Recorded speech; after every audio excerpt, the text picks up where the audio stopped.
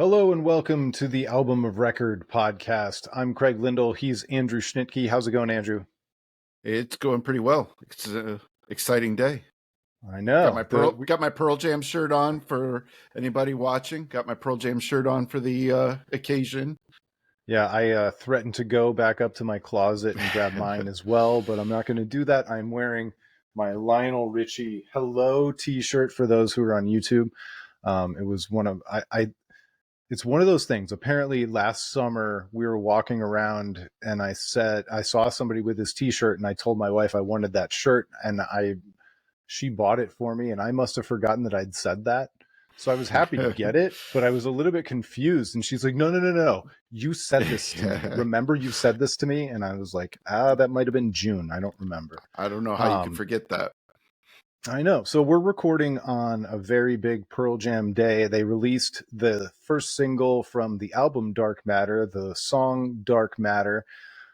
We will try not to make this entire episode a Pearl Jam single release episode, although honestly, you and I could, if we wanted Without to. a doubt. Without a we doubt. Could go 40 an hour and a half on this, honestly. Well, and when you listen to the Ringer podcast and they talk about movies and they're like, the episode can't be longer than the movie, that just doesn't work for a song. Yeah, we're going to have problems if we need to keep this under, what is it, I think it's 3:11, 3 minutes, 11 seconds.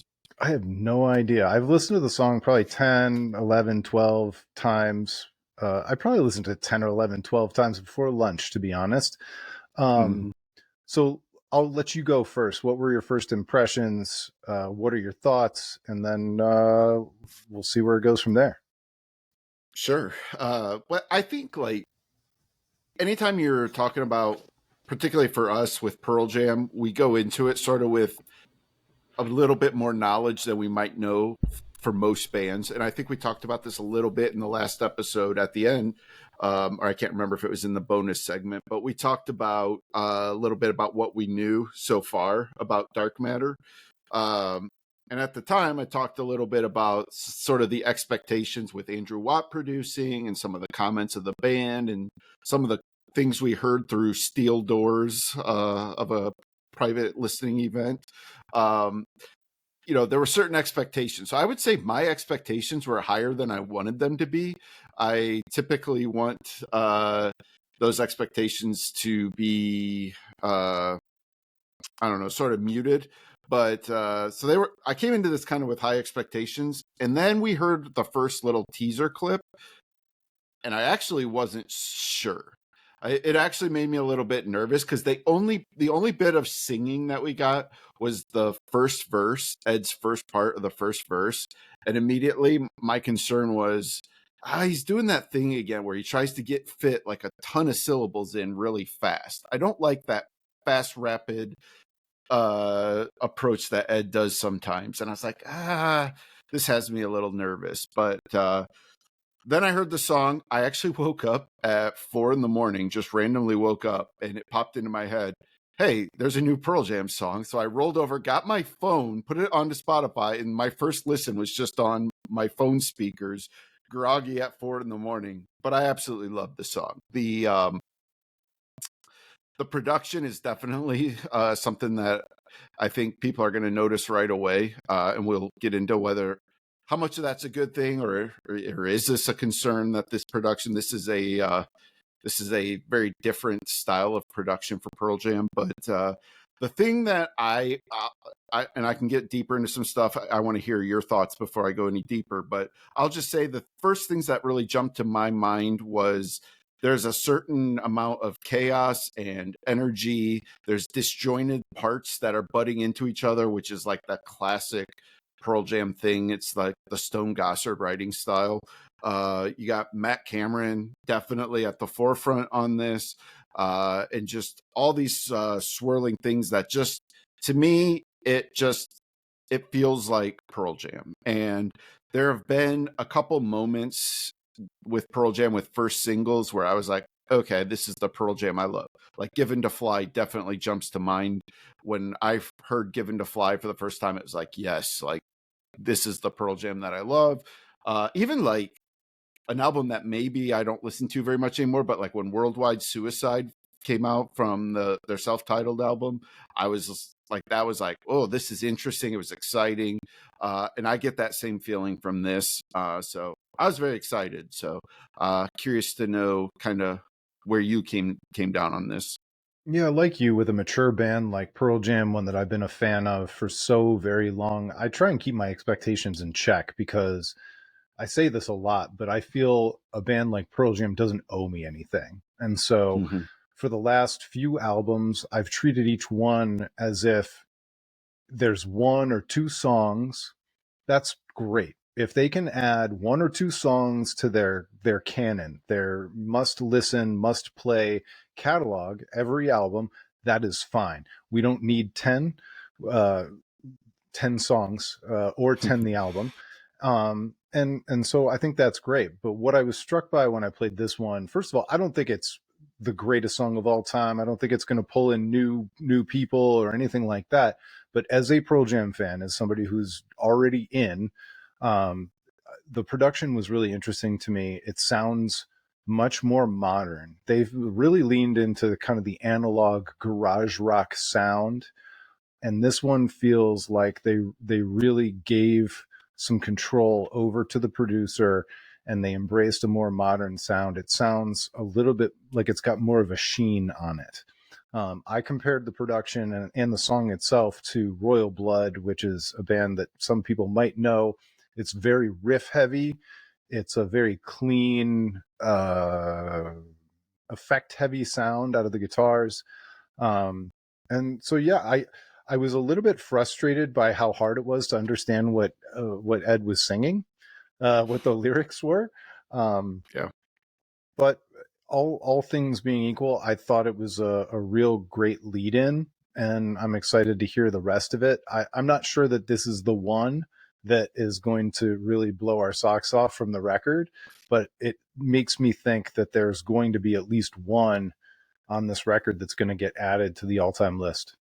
And I want to swirl back to that thought because Pearl Jam typically, I would say, do not release their best songs as the first singles. And I want to touch on that in a second. But I did want to talk a little bit about a couple specific other things that stood out to me. The one thing about is just structurally, this song is very dynamic and interesting in a way that they haven't been doing as much of lately. And that's a lot of usage of pre-chorus. It's not just verse, chorus, bridge, chorus.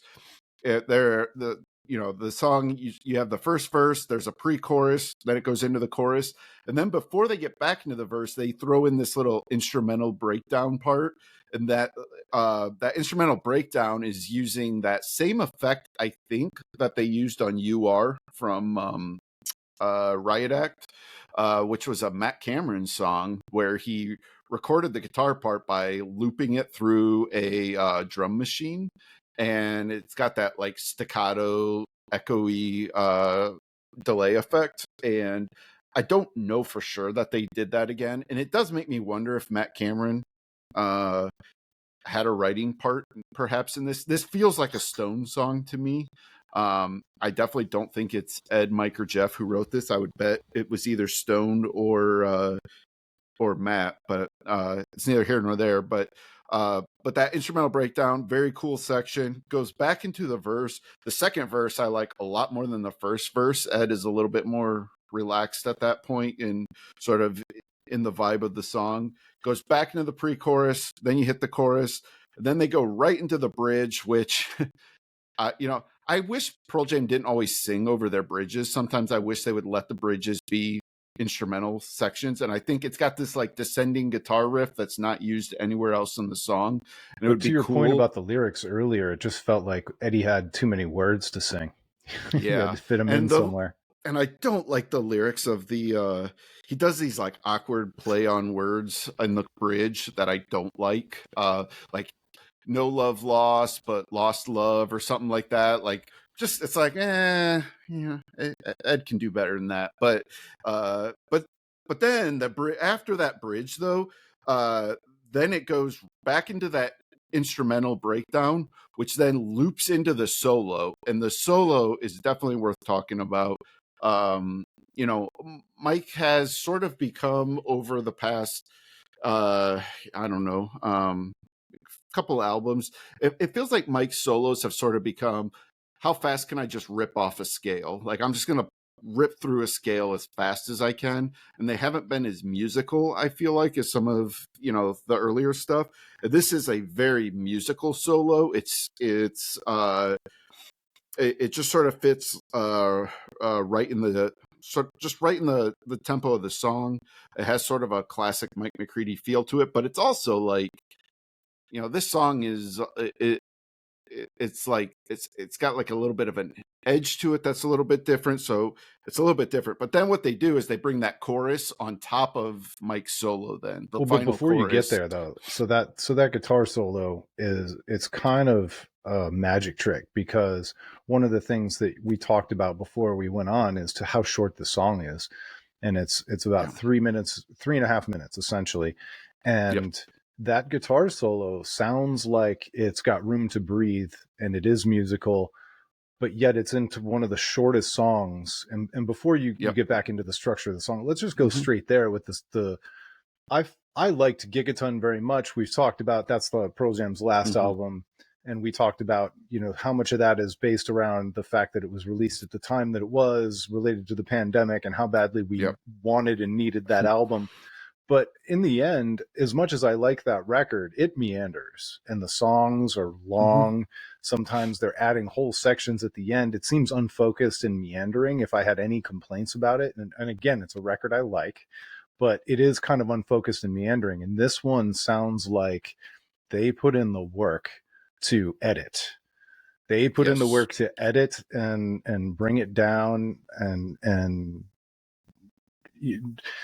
sometimes, because they're such a great live band and they jam so much in concert, I felt like maybe that leaked onto the record of Gigaton. And Mm-hmm. it's better to have it tight and punchy on the record and then expand it live.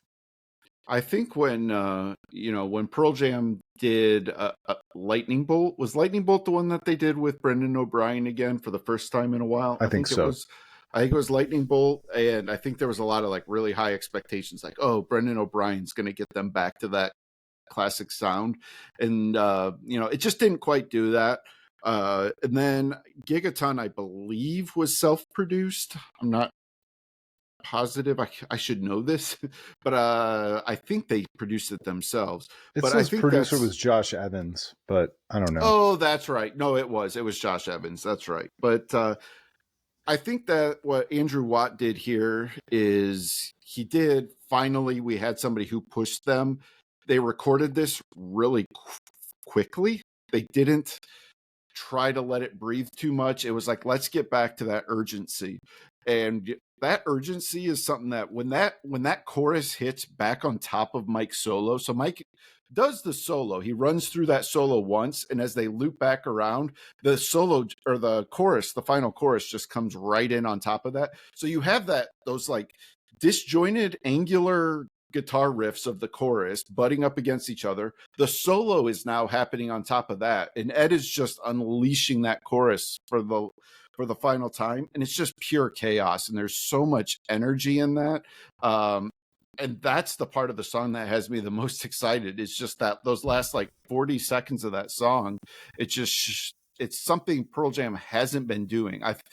I think traditionally they would have done the solo, maybe gone back into the chorus after the solo and done like a soft fade out or something like that. Like this one, they just hammer it home. So yeah, that was I actually found it a I little bit. I found it a little bit jarring, that last chorus that came in so quickly.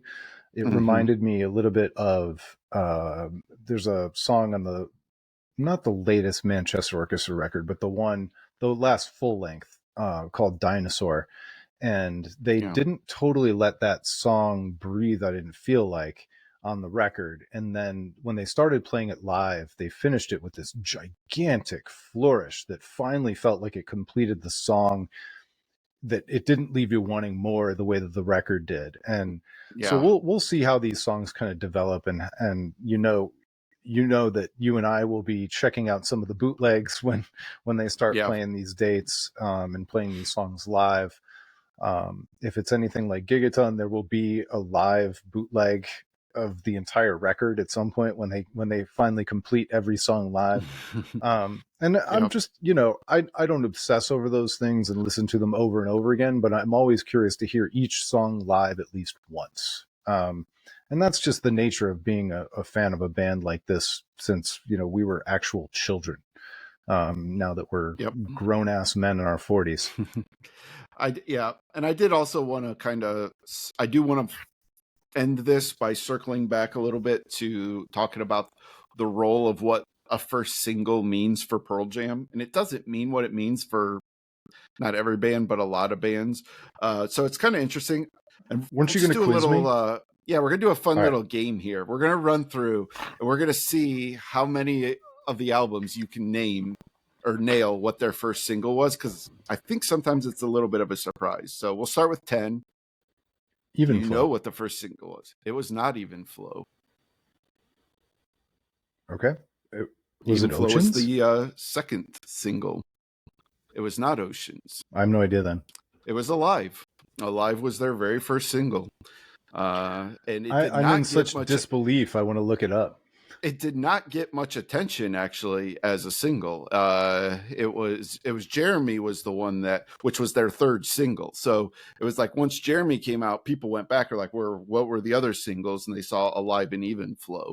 But Even Flow was the first video I remember on MTV. So that's probably why I guess that one. There was a video for Alive, but at that point, like it just never got hardly played at all. Like, because again, chronologically, when Jeremy hit, people could go backwards to Even Flow, but you had to go back 2 steps to get to Alive. So, how about Versus? It was either Animal or Go. I'm going to say it was Go. And this one is a little tricky because they did not release a single before the album. The album Versus came out without any singles, which I do remember that being the case. I actually do remember that. But it was Go. Yep. But it came out a week after Versus. And then they followed that out with Daughter, Animal, and Dissident was actually a single off of that, which I did not remember. Wasn't Dissident like a super late single off of that one? Yes. Yep. And if you remember, it came with there was like an extended 3-disc version of that single, which it started with Dissident, and then it was the Atlanta 94 show after that. How about Vitology? I bought this single, and so I know it came out ahead of time, with Spin the Black Circle.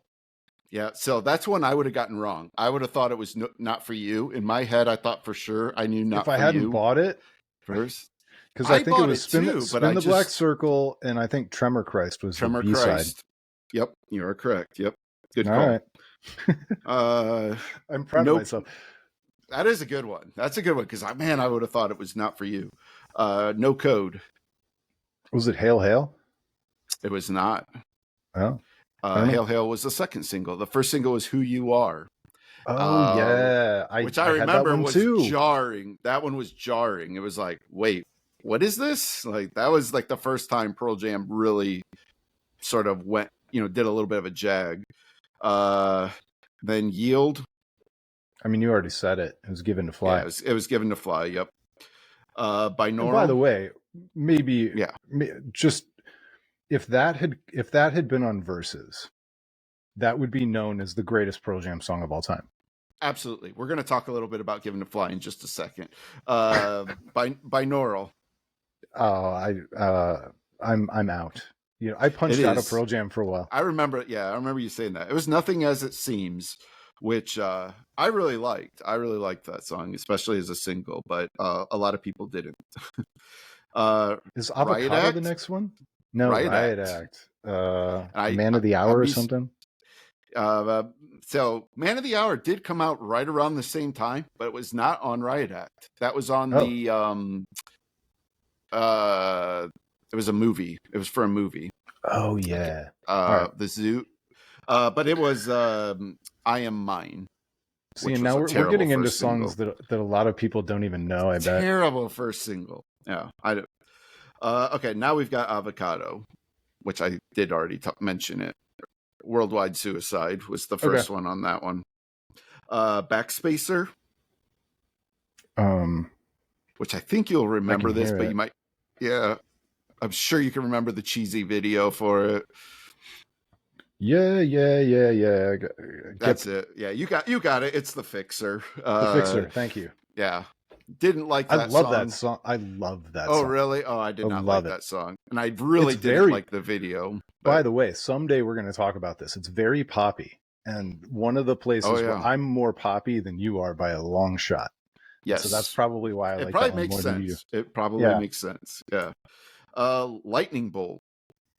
Be I don't, was interested it, if you can get it this wasn't one. Sirens, was it? See, you would want to think it's Sirens, and I That's thought for a that's second the it was that's the until only I song I looked it think up. about. And then when I looked it up, I was like, "Oh yeah, I remember." But it's a forgettable song. "Mind Your Manners" was Oh, right. the first thing. Which is, I mean, like that's like the quintessential like, okay, it's new Pearl Jam, I guess. Like it's not bad, but it's not great. Like it was just, Well, okay. and Sirens was the And song that Sirens brought was me great. back. That brought me back Yes. into Pearl Jam in a way that I started to revisit those maybe four albums you mentioned that I kind of skipped Yeah.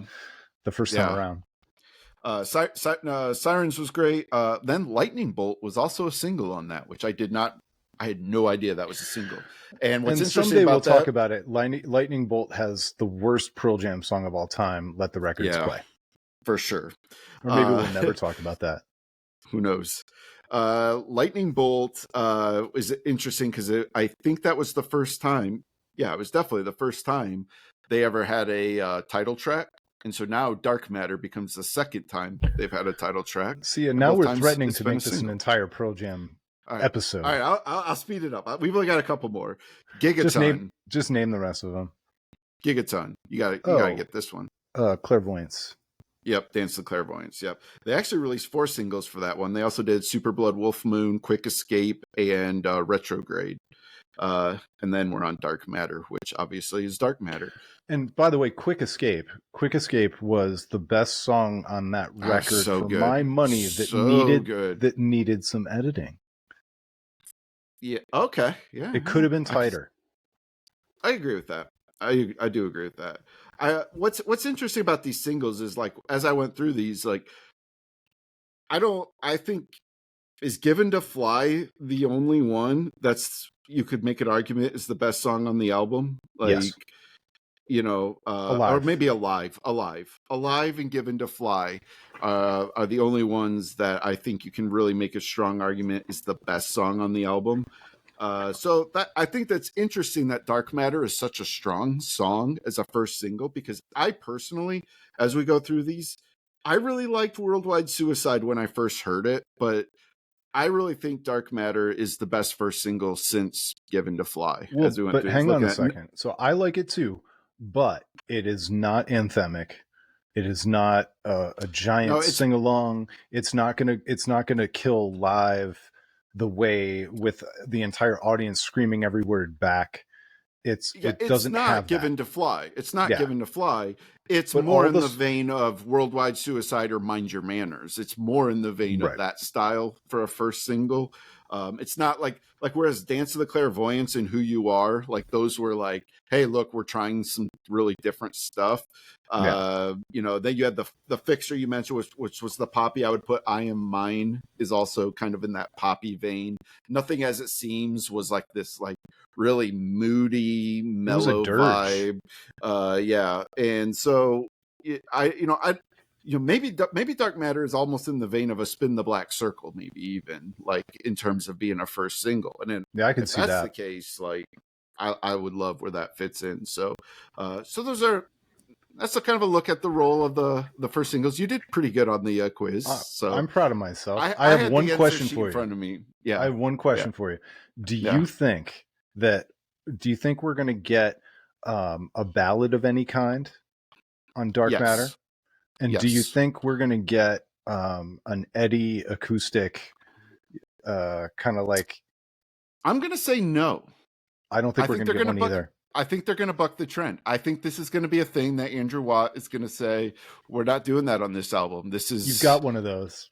Yeah, that's right. And Andrew Watt did it. Andrew Watt did an Eddie solo album. He doesn't need to produce the acoustic song in this. So that's just a guess. I mean, we could totally be wrong, but yeah. One final parting thought. I just want to mention the lyrics of the chorus of Dark Matter. It's strange these days when everybody else pays for someone else's mistake. This blame takes shape. Still, everybody else pays for someone else's mistake. These are not like the most like groundbreaking lyrics for Ed, but I will say it has that like Ed thing that he does that you can apply that to so many different things. Do you want that to be political? Do you want it to be about your love life? Do you want it to be about your sports team, like It your could be kids? about your parents. Yeah. It could be about your parents. Like he's got this way of writing lyrics when he's at his best that have like sort of a universal application, and you can make his songs be about whatever you want them to be about.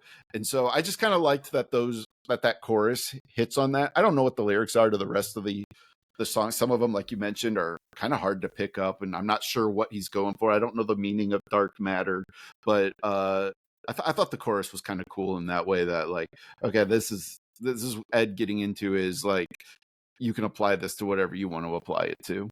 Well, that's another one of the differences that people will get to know about us is you're more of a lyrics guy, I'm less of a lyrics guy. So the fact that I noticed the lyrics on this one at all, or I was trying to understand them, is kind of strange. But I think it also is because as interesting as the vocals are, it's not a sing along. I can't imagine myself singing along to really any of it. No, definitely not. It's not a super catchy vocal melody or anything like that. It's the vocal melody is almost utilitarian in this. Like but he goes after a couple of those notes. But that's the thing.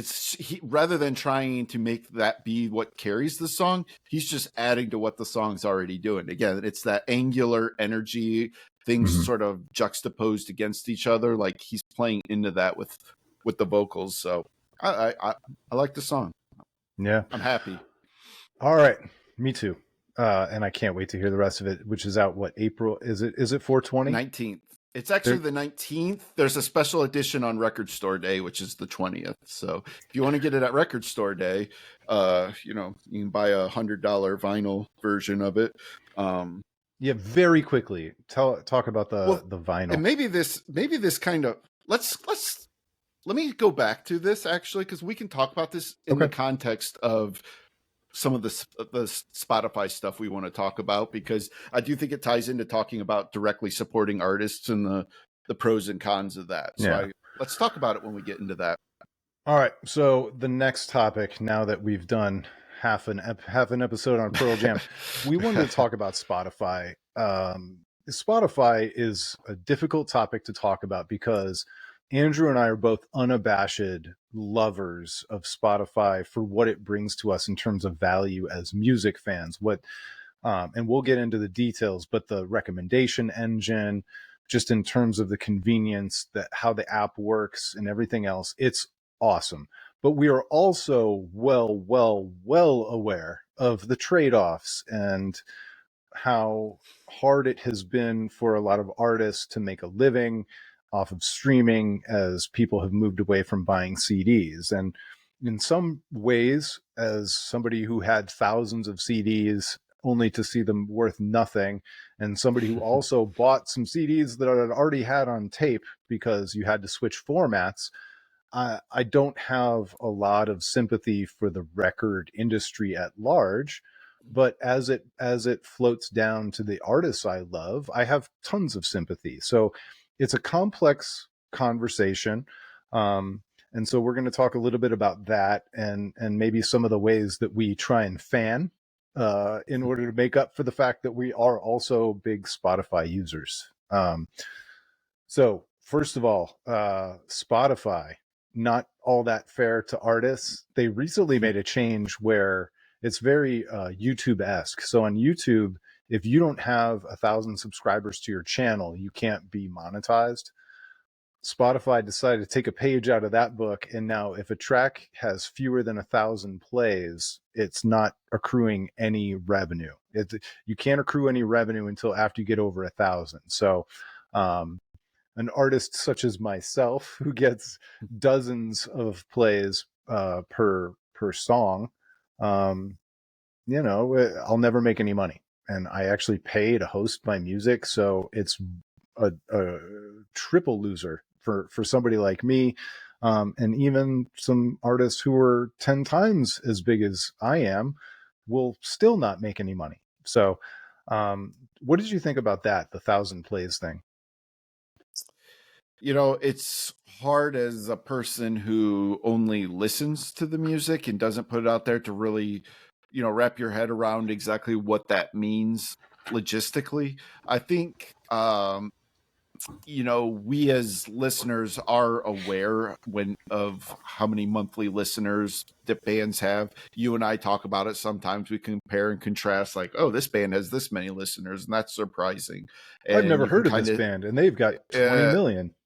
yeah, which is I was going to mention somebody, and now I can't even think of his name. But there's somebody who's blowing up right now that I hear people talk about him, and I've never heard his music, but he has like crazy amount of Spotify listeners. But anyways, uh, you know what what it really comes down to for me, I think, is I'm sensitive to the bands making money. Like, it's in my best interest for bands to make money because I want artists to keep making music. If this becomes a totally untenable, you know, lifestyle or career for people, like, people aren't going to do it. And that sucks. Like, I want people to be incentivized to make really great music. And, you know, people say, well, it shouldn't be about the money. Like, okay, I mean, it's not. Like, it's at its core, when it's a bunch of guys or girls in a room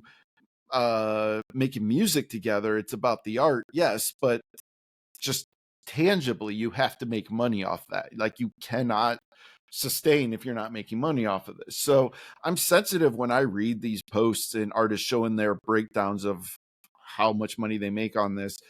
It's tough because it's like, man, like, it's crazy. They make no money off of the streaming unless you're Taylor Swift. But on the other hand, like, when you see Spotify show how much money they pay out, it's not like they're not paying money out. They are paying money out.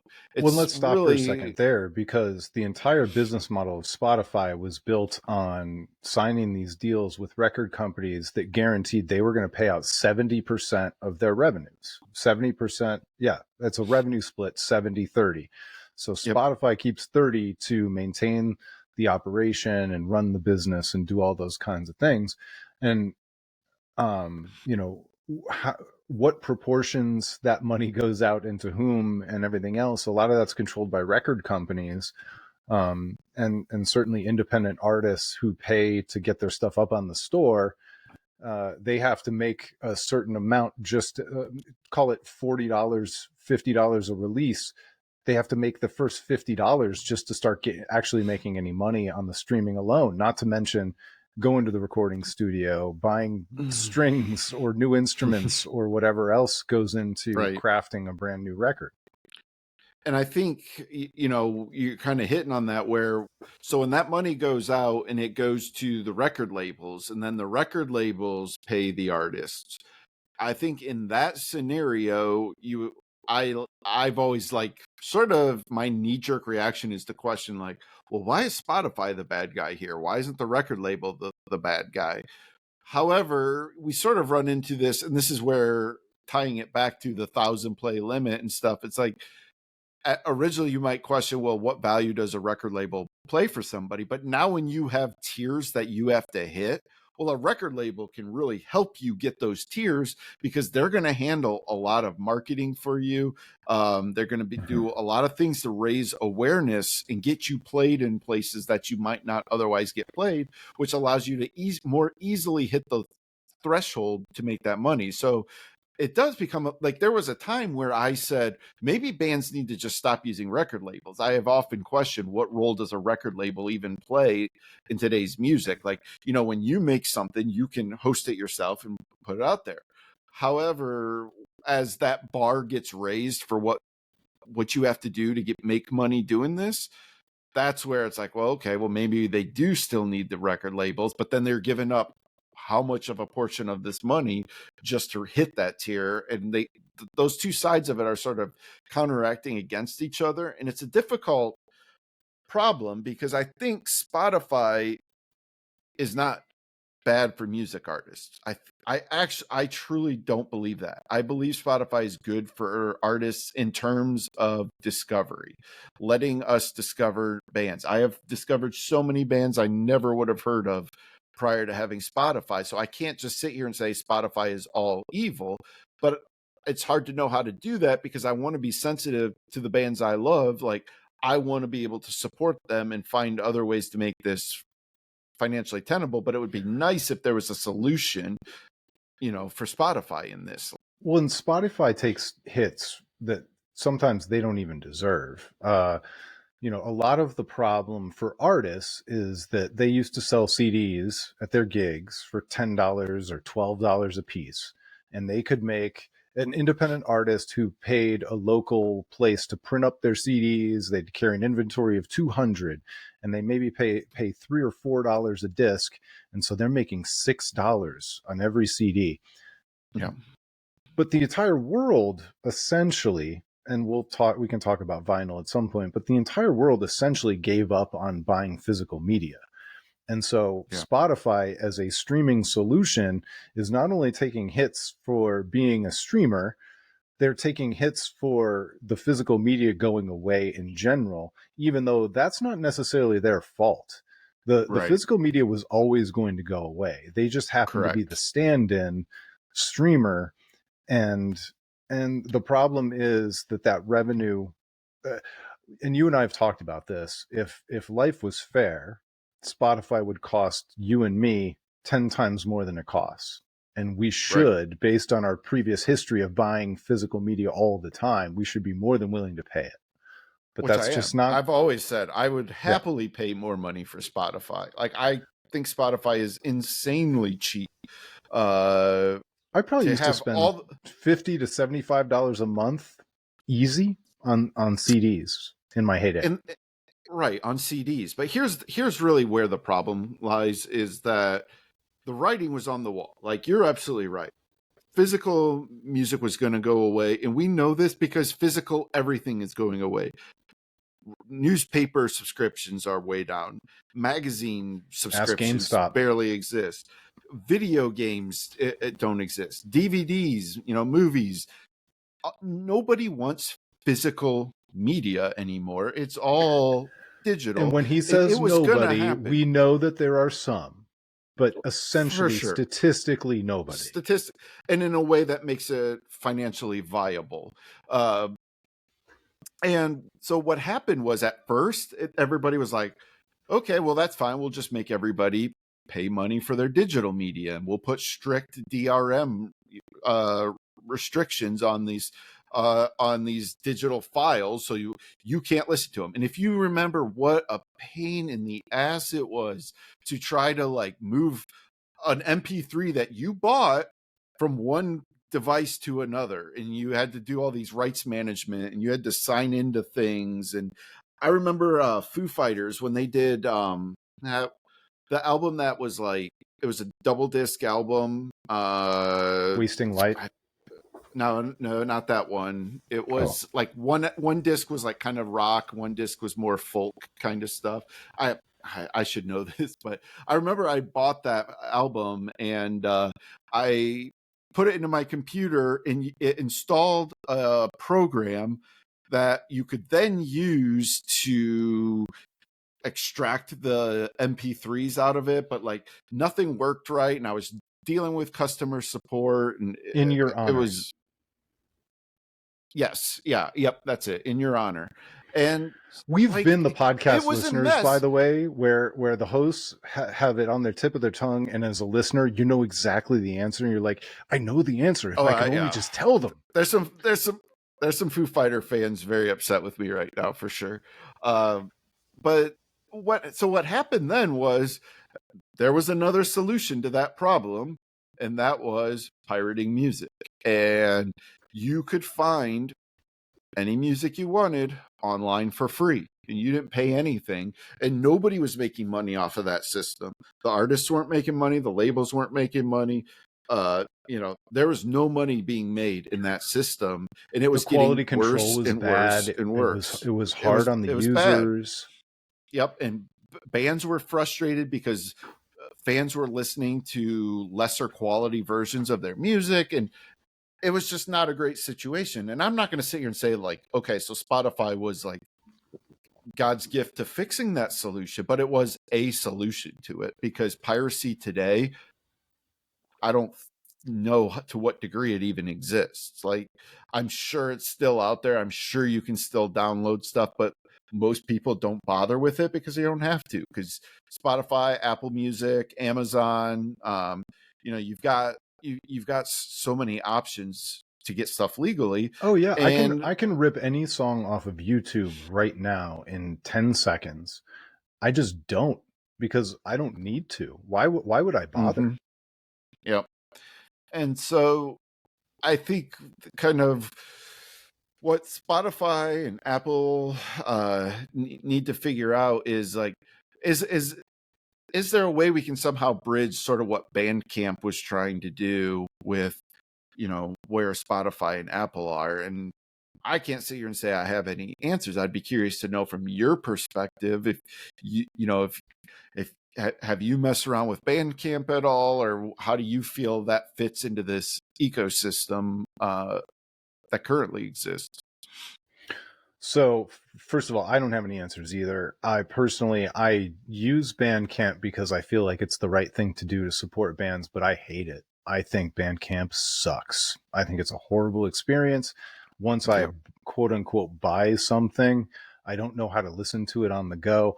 So usually what it ends up doing, it's almost like a tipping system. So I buy something on Bandcamp because I want to support somebody, and then I just listen to it on Spotify, which I think probably leads into the next part of the conversation.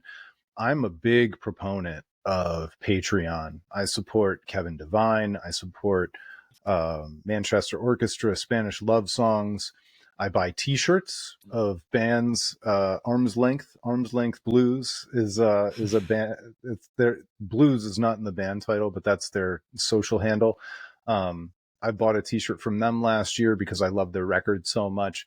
So I'm constantly looking for ways to kind of tip and support these bands and compensate them. If I see them in person, I will always, not only do I buy a ticket to go to the show whenever I possibly can, I will buy a t-shirt. I will try and pay cash for that t-shirt. So I try and do all those things. I'm not sure that it's making up for the way my CD purchasing used to compensate my favorite bands, but I'm trying. Well, I bought two Deaf Heaven t-shirts this year. yep. Neither one came out in the size that I loved, but I'm going to be okay with it. You'll probably see them on a podcast someday in the future. Yep. And so I think you probably. Yeah, and I real quick, I will say too that with the merch side of it, we've seen some recent controversy even with that, where now bands are running into the problem that the venues are now asking for a merch split, which is just insane to me. It's like these bands are just getting bled everywhere. It was like, okay, we can accept Spotify's a thing. We're not going to make money there. We're going to make money on the road. And, so not only are you obviously splitting ticket costs a million different ways, but now the venues are like, oh, hey, hang on. Also, you're going to split your merch with us as well. And we're And talking about venues that are like 1,000 people venues, which is big, but yep, not big. yeah. And I absolutely hate it. I hate this for the bands. There's no I'm pissed justification for it. because for me, going to a show and buying merch always felt like you said, a way of tipping the band. It's how I show my appreciation to the band. I don't want to show appreciation to the venue. I show my appreciation to the venue by going there. If When a I lot of the buy, bands that I love, they're the ones who are actually handing me the merch. They're actually at that's their own right, table because they want to goose their own sales. And so absolutely. the idea that I would stand there and I'd be buying a t-shirt, I'd be Hmm. like smiling at the person who was just on stage and realizing that 25 or 30% of that sale. Yep. Yeah. Like I remember seeing Dead Confederate at the basement here in Columbus, and they did a Sonic Youth cover. And afterwards, I went back to the merch table, bought a shirt, and was talking to the singer about the Sonic Youth cover. Like I was just and somehow we like started talking about Sonic Youth, and like that experience is invaluable as a music fan. And you're right, like at that point, I don't think the merch splits were happening, but No. it would drive me nuts to think that in that situation, he was essentially a salesman for the venue. Like, And not a fan of that. pause. Andrew said Dead Confederate. If you haven't heard of that band, just look them up, listen to them. We're not going to go into it Yes. here, but Dead Confederate, you need to listen to them. Absolutely phenomenal band. Yes. Yeah. But, and that was a band that couldn't make it. Like, essentially at this point, like they haven't put anything out in forever because a lot of the guys in the bands like got normal jobs. Like the bass player, who was one of the primary songwriters, he's a web designer. A couple other guys I've seen have done, like, it just kind of didn't work out for them. And that's the struggle. Is that was a moderately decently like sized band in terms of like they played the Conan O'Brien. They were featured in all of the trendy, they were in Pitchfork, they were in Stereo Gum, like they were a buzz band for a while, and that just goes to show in this climate it's really hard for them. So the merch thing is frustrating. And I'm not sure there's a way to cap off our conversation about Spotify, other than just to say we don't have all the solutions, but we're trying. And if you're out there and you love Spotify, I bet some of our listeners, some of the people checking this out, don't even pay for Spotify. So they're listening to ads, and those ad dollars are the only dollars going back to the bands. But if you can buy 2 t-shirts a year from zero, you're doing a little bit more. And by the way, I think we're about to get into our bonus chat for subscribers only. Our website is hosted at Substack. There's a subscription option. We're trying to make it very reasonable.